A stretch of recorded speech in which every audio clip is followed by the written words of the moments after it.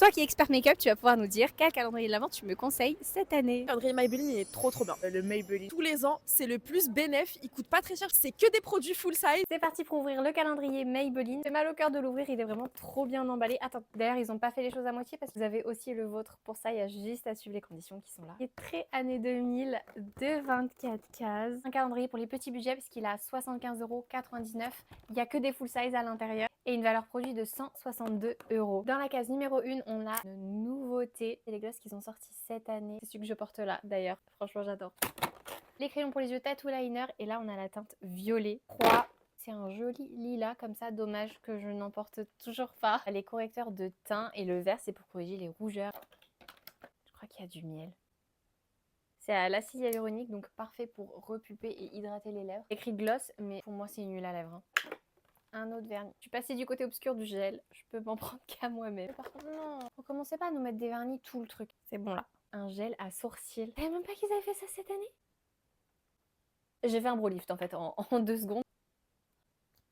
Par contre, des cachotteries comme ça, plus jamais en fait. Le pire, c'est que je sens vraiment que c'est plaqué. Crayon contour des lèvres, bois de rose. Les Tattoo Liner, c'est leur base floutante, hydratante, format gel. Un crayon bleu métallique. Dans la 13, ils ont mis le dernier mascara. Vous l'avez pas testé, vraiment foncez. Ce que j'adore, c'est qu'il fait vraiment les cils bien noirs. Ah, je suis trop contente. C'est les derniers contours à lèvres, donc les lifter liner. On a une teinte marron. Dans la 15, on a les Cheek Eve. Parfait si tu veux rehausser ton teint. Ils ont mis énormément de nouveautés, je suis choquée. On est sur des rouges à lèvres. Moi, j'aime bien les mettre en blush. Je les utilise vraiment pour tout.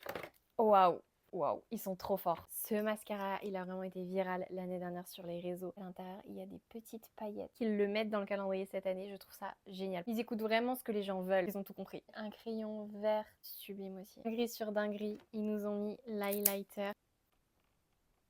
Un crayon nude. Trop hâte de le tester. À chaque fois, il finit en lambeaux. Crayon gel Lasting Drama marron. 24 par contre, elle est énorme. Hyper cool de mettre un démaquillant dans un calendrier make-up. Sens du détail. Par contre, le 24 c'est la fête, c'est les paillettes, c'est ça.